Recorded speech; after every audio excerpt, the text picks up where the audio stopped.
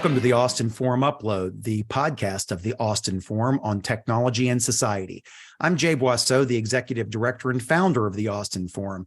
And today I'm very excited to have Erin Reilly, a professor of practice and the founding director of the Texas Immersive Institute at the Moody College of Communication at the University of Texas at Austin. Oh, thanks for inviting me, Jay. Glad to be here.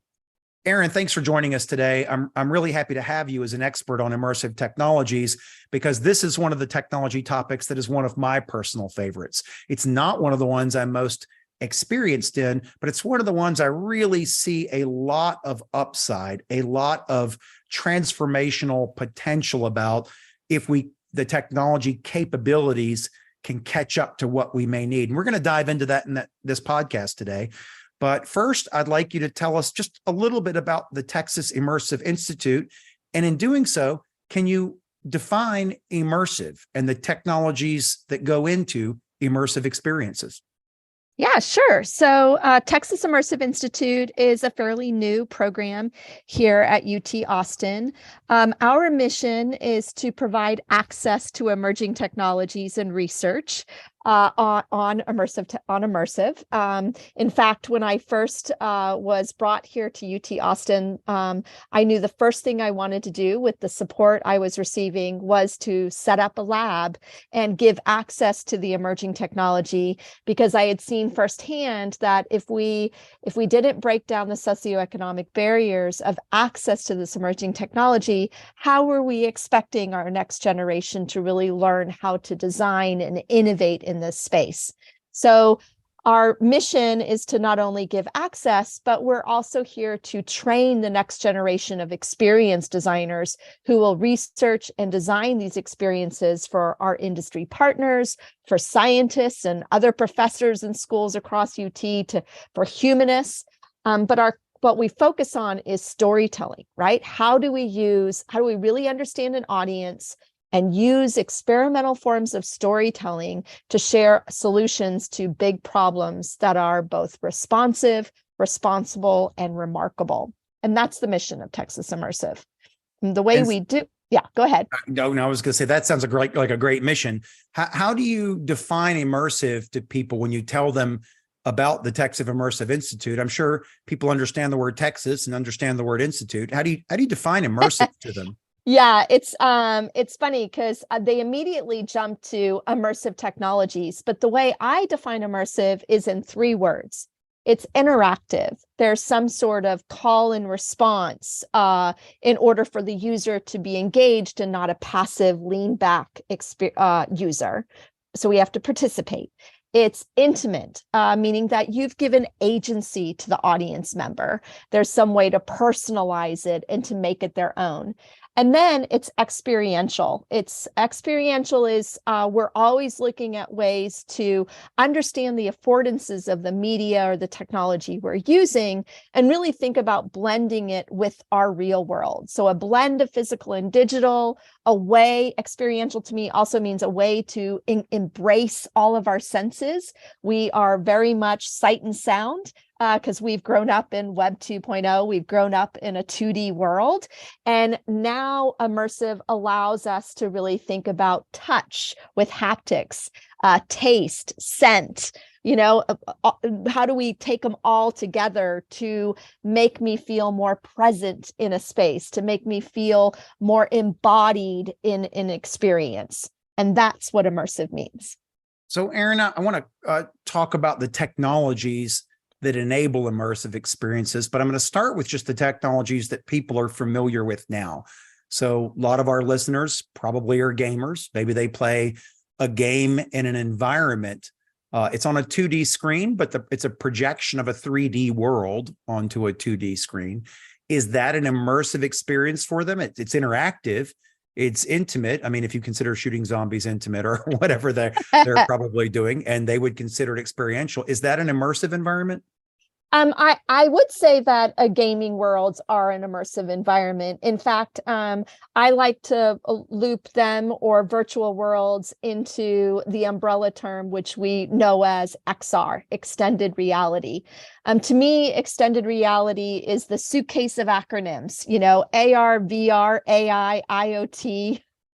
MR, you name it. Like we could just add a letter in there. Those are extended reality, which pretty much means that it's the next phase of human-computer interfaces. We're integrating digital content not only into the real world, such as augmented reality or mixed reality, but we're also creating virtual environments that can be either fully simulated, where we're immersed in a new world like you have when you put on a VR headset, to mixed reality, where we might have a more high-end headset or something with pass-through, and we can actually interact and engage with the digital content more than what you see with augmented reality, which is often placed on top of it. I talked also about AI and IoT, right? Haptics and sensors and artificial intelligence, to me, are the bridge, right? They are the foundational architecture on how these other extended reality tools will begin to shape new forms of user experiences. And that's probably the gamut of where people are today, what they're probably used to. But I like to push it even further and really think about it more as, if we're thinking about immersive, and immersive is like our spatial environments, what are those technological environments that we can have? And there is ways to think about it beyond virtual reality environments or mixed reality environments to ubiquitous environments, like smart clothes can be a ubiquitous environment, or digital twins. Maybe you've had a conversation on that. You can think about recorded environments, 360, or spatial sound can be a type of environment, all the way to projected environments, which are very popular here in Austin with some of your festivals. But they can be half domes, they can be full domes, they can be just projected walls. Those are all the types of emerging technologies that are encompassed under immersive. So you mentioned all the senses in there, and one of the ones that I always equate at some level with immersive is sight, of course. And I recognize there are people who are visually impaired, but I think in all cases, humans have a spatial reasoning capability. It may have to be more imagined than visually sensed, but is it true that everybody has a spatial cognitive capability and that you can create a spatial immersive environment for them? I'm finding that we are probably lacking in spatial reasoning.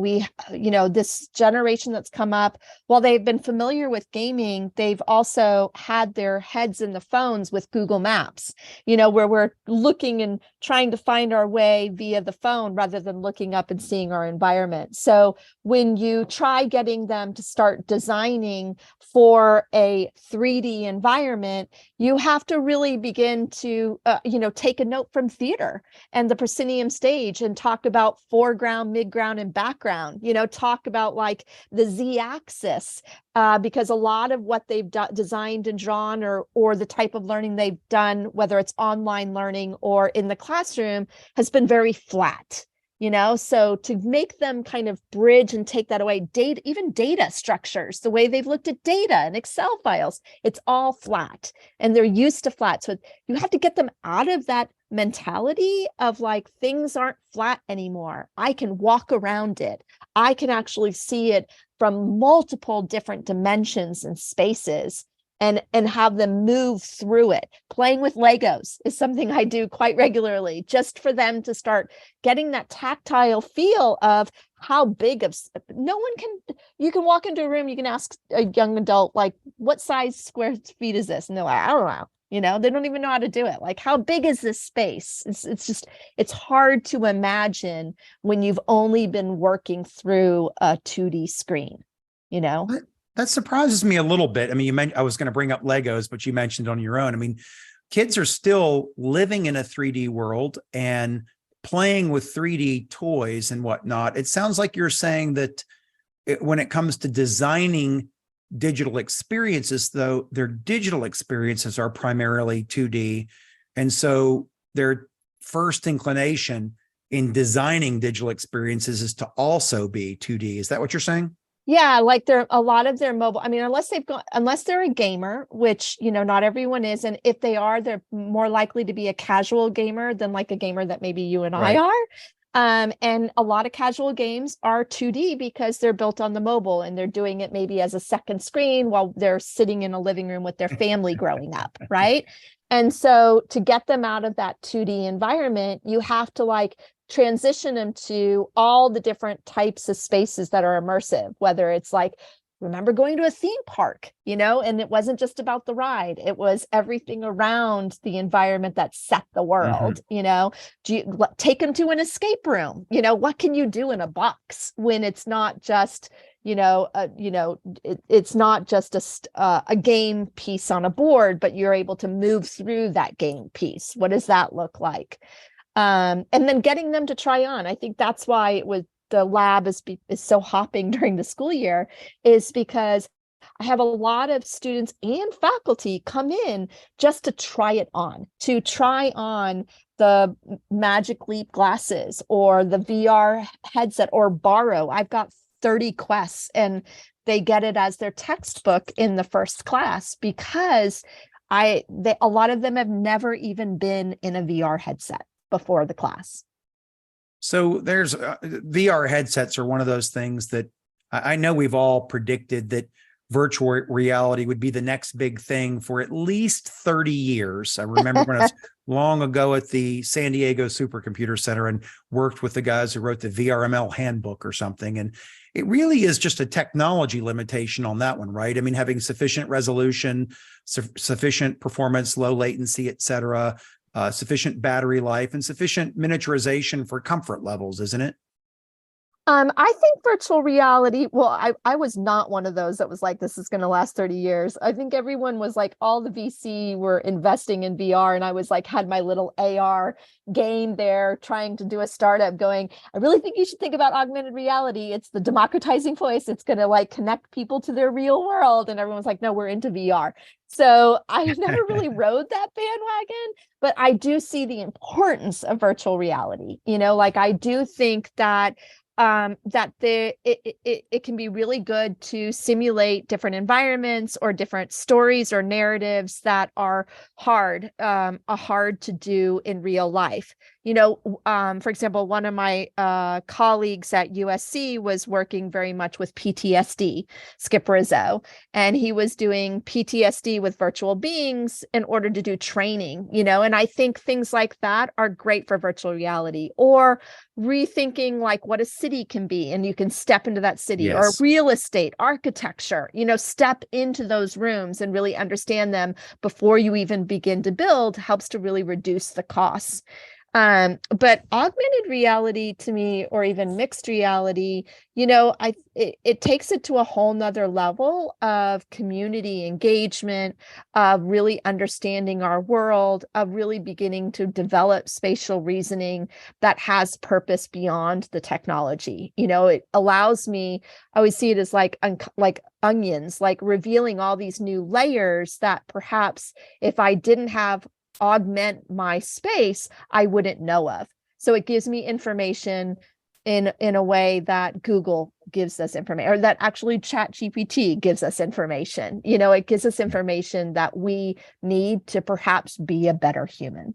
No, I'm all in on augmented reality, and I've told people for years that augmented reality, everyone will be in on augmented reality when Apple makes it cool somehow. I mean, somehow they made us wear a computer on our wrist and we went from being mocked to everybody having one. Somehow they made us wear wireless dongles hanging out of our ear and they went to become pervasive as well. So I have confidence that Apple or maybe Google or maybe Microsoft will eventually, as the technology improves, have glasses just like the ones you're wearing in this Zoom interview here that are capable of switching the augmented reality on and off. So all in on that. But again, it's a lot of it is still, we're not quite there, I feel like, on the technologies. And, even the rumored Apple headset that's about to come out is going to be expensive and not as small as people would like, and going to be pitched as more of a prototype, I hear. But it does seem inevitable. It seems inevitable that we'll have lightweight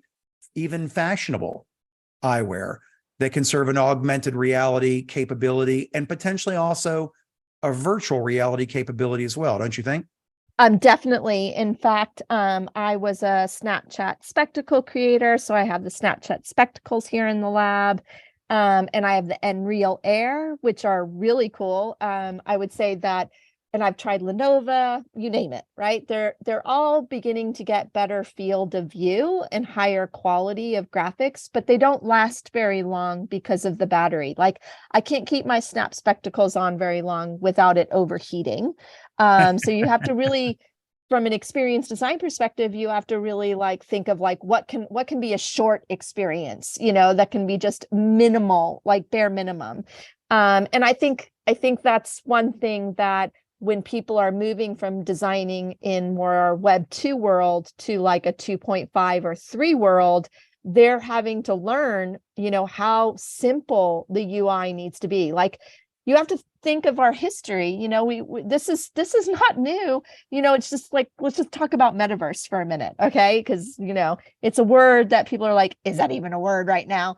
Hello, like, we had cyberspace and we used to call the internet World Wide Web. They're just trying to create a name that helps you understand what the next wave of the internet is going to be, right? The next way we're going to engage, we're going to connect, we're going to collaborate, and it's the metaverse.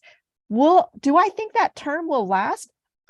Probably not. It'll probably be a new term, but I do think the practice of immersive, of us being interactive, intimate, experiential, will last because it's a practice, versus just a brand term.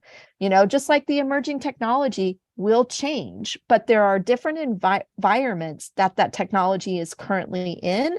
That probably makes more sense to look at different types of immersive environments we need to participate in than actually just one particular tool. Go what you need with, right? Go understand the affordances of these spaces rather than a particular tool.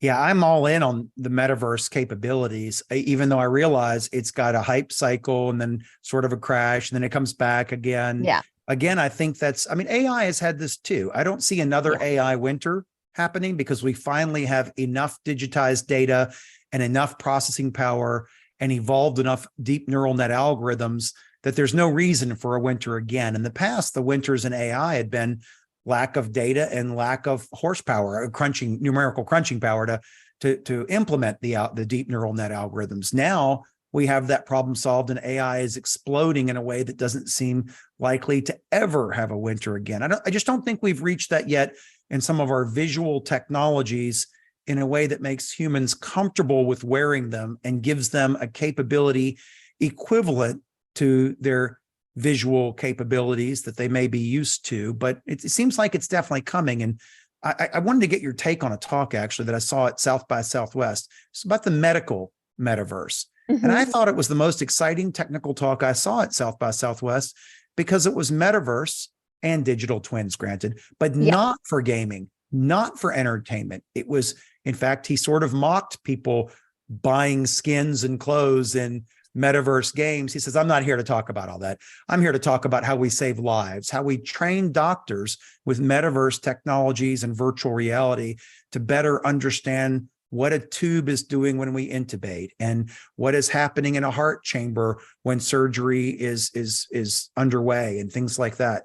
What do you think about stuff like that? How do you think about enterprise applications and health applications of metaverse and VR and AR? I think if we are setting ourselves up correctly with this type of technology, it will impact every vertical. So for us to it's just often early adopters are entertainment, right? Ones that are willing to push the envelope, take the risks, and that's fine. Yeah. But I'm loving that health and other verticals are getting involved. In fact, when just taking that example, my grandfather was a doctor, and he always said that the way you teach a doctor is see one, do one, teach one, right? Especially when you're at the surgery table. But now, with the type of tools and technology we have, you can do see one, do one, simulate one, do one, Mhm. teach one, right? And it Right. adds in another level of like protection and training before you automatically get on to an actual human. And I think that that's pretty powerful. At the Immersive Lab, we've been working with the School of Nursing this past year on actually GPT 3.54, around there.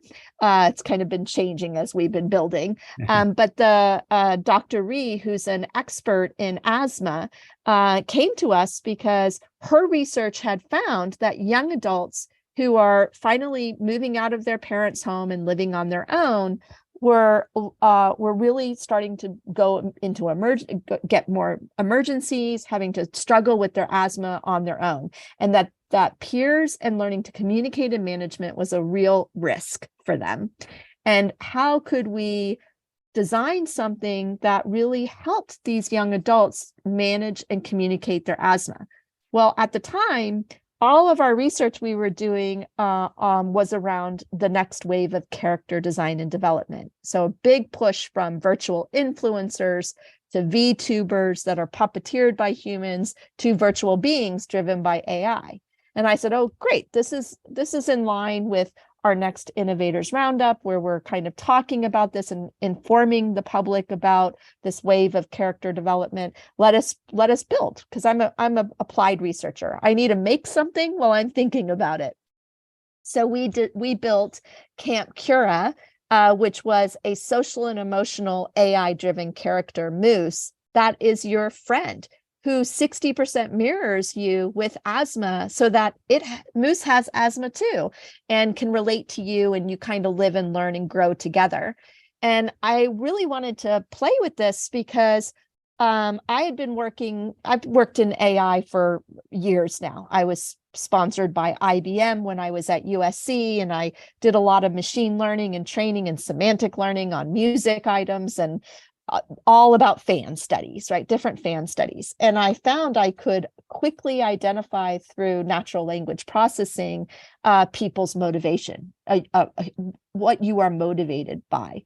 And I thought, well, if I can do motivation, it'd be interesting to think about, like, how do you create a character that's followable, that's social and emotionally connected to you and helps motivate you to change your behavior? So we took a lot of that modeling that I had worked on and kind of also thought, can we do snarky? Can we make him snarky and be like a young adult, like a friend who's being kind of jerk to you sometimes, like pushing it back at you? That did not work. I've got a whole entire Discord channel on the shit Moose says, But, it was a great training experience on like the power of artificial intelligence and the co-editing you have to do with it. Like I feel like a lot of people are very fearful of it, especially artists. And I'm a creator, right? Like, is this going to take over everything? And from what I've learned and what I've trained this past year, there is no way. It's like literally it's augmenting your intelligence, and you're co-editing and having a conversation with it, and I think that it's important to remember that there are principles we need to think about as creators on what's ethical and how we accomplish kind of making sure the human artistry and expression is built into these. But we need to educate people more as to like what exactly is AI and how can I use it? What can it be used for? Couldn't agree with you more on AI. In fact, our next in-person and live streamed event is on understanding and using generative AI. But I want to come back. I realize it's a component of immersive environments, but I want to come back to the more augmented and virtual environments for a second. You talked about how it's going to be used in every vertical. You're at the University of Texas. One of the ways that struck me it should be incredibly valuable is in education. And I remember reading, plenty of books 40 years ago when I was in school, and text on pages with an occasional photograph. And for certain facts, that was just fine, but it didn't put me in ancient Rome. It didn't put me on the surface of a moon going around Jupiter. It didn't put me in an airplane, et cetera. It seems to me that these virtualized environments should be fundamental in education at some point. I mean, if we actually experience something, isn't that better than reading about it? Definitely. You're talking about experiential learning, which I believe that any way we can switch our classroom from being the 1950s sit and lecture is a better environment, except for you're working with a old institution that has a lot of policies and bureaucracies in place, and it's hard to shift to kind of move this giant steamboat. You saw it even with COVID, when everything went to Zoom, and it was like, okay, we're online, we're using Zoom. And I was like, why are we using Zoom? There's so many other virtual worlds out there that we could be exploring, but they're talking about UT Austin is a massive university with 40,000 people in it. And you have to think about like the general group instead of mine. Now, I'm an innovator. I got to do in my classroom, we tried out all the different virtual worlds, right? And I think probably the students loved coming to class and we're really excited to meet finally in person, because we didn't meet in Zoom. Or if we did meet in Zoom, we were looking at the affordances of it and trying to turn it into a game or use it for different approaches to engaging with an audience, because the class was audience development and engagement. I talk with teachers all the time. I'm a big believer in flipping the classroom, which has been a long-standing approach to how to a learning model that I'm completely vested in. If people should be, if you want to lecture, then record it and make that classroom an environment, like you're saying, an environment where we can step into that world, where we can do role playing, and let them embody it. Performance is a big way for anyone to remember something. It's not just memorization or rote learning. It's actually having that sensorial experience or having an idea of what I can be or who I can be. I can be that character, right? And it makes it come alive, makes learning come alive. Yeah, I'm looking forward to seeing as the technologies continue to improve. And you brought up a great point about democratization of this. It doesn't do any good to have a world-class virtual environment that can enable you to see any place in the world or universe at any point in time, if not everybody has access to the tools needed to give them that environment and put them in it. So great point. I don't know if you know of ASU, but ASU partnered with Dreamscape and they were making a Dreamscape learning. I sent it to all the leadership here at UT. I'm like, I want this. And they're looking for more universities. Let's do this. Yeah. Because if you've been to the Dreamscape one, it's like a mixed reality world where you wear a backpack and you get in there and you can learn about like the biodiversity of an environment. You can see dinosaurs and walk with dinosaurs, and they're breaking up a lot of their spaces, which we're learning. Since COVID, we're learning what spaces we use and we don't use in the 40 acres. And we just have to make a shift in like breaking down some of these walls and rethinking what a classroom looks like. And maybe a classroom looks like where there's sensors or where it's projected mapping screens around you. And I step into that world of dinosaurs with my class, Right.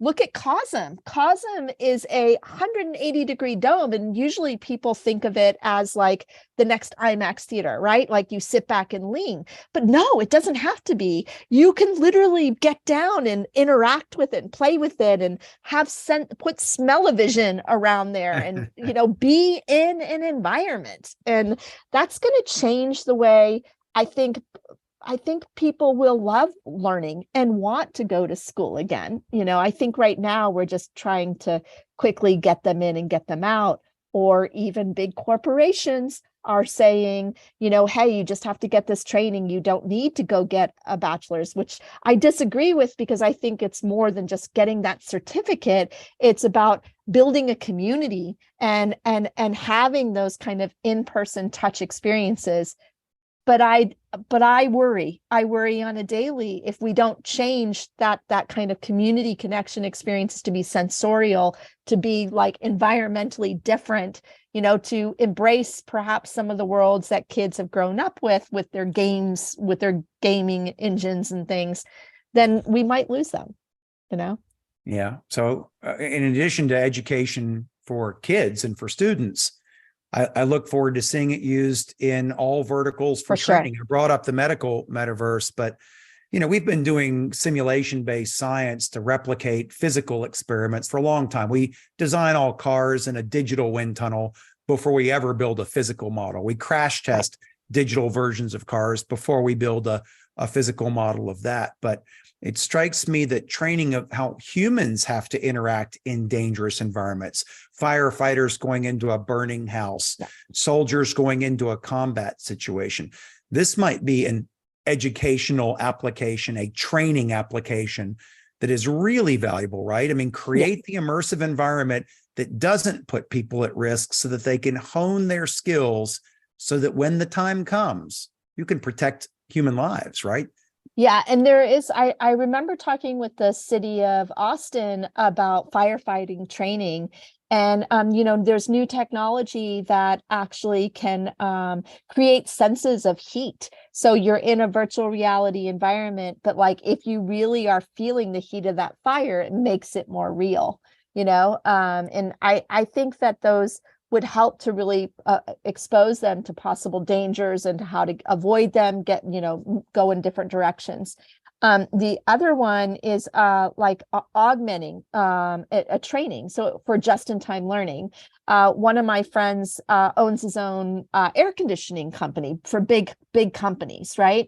And I convinced him, because at first he was like, "Well, why would I change? What's going on?" And I'm like, "Look, just imagine if you gave an AR headset to every one of your employees. You're having to go out and train. You're trying to be in so many places at once, but instead you could just give them the AR headset, and just-in-time training, they could make sure that they're like repairing that machine in the correct way, because it would augment which tool they need, which nugget they need to turn, and that would save a lot on the boss always having to be there or having multiple employees be in the same space. And then one other one is I know that there's consulting firms now that are giving VR headsets all the way to Walmart. Walmart gave all of their employees, first-time employees, the VR headset for training. But beyond training, a lot of people don't know. They give them the headset, and then after training, they don't know what to do. But that's where health and wellness can come into play. And you don't even need to build things from scratch or just make, like, say, the Walmart health and wellness. There's wonderful apps out there that just could be curated and created as like a playlist for your employees to use with the headsets that they have, instead of just leaving them sitting on the bench, or have them do community building. Like you could do a walkabout. Let's take a walkabout mini golf. You can do socialization and have meetings in there, instead of always just creating that simulated workroom for a meeting, make it more social. Well, Erin, thank you for your time and your expertise, insights. We really appreciate this. I've got to get you back on here because I feel like you and I could talk about this forever. We want to keep our podcast to about half of forever, but thank you very much for this. Thanks for joining us. Look forward to seeing you at future Austin Forum events, hopefully, and including you the next time that we have an event on augmented reality, virtual reality, metaverse, etc. Hope you'll be able to be with us on that next event, and look forward to talking to you more in future podcasts. Awesome. I'd love that, Jay. Thanks. Thank you. Thanks for listening to the Austin Forum Upload. You can listen to additional episodes and check out a schedule of our monthly in-person events at austinforum.org. The Upload is a production of the Austin Forum on Technology and Society, a nonprofit organization here in Austin, Texas.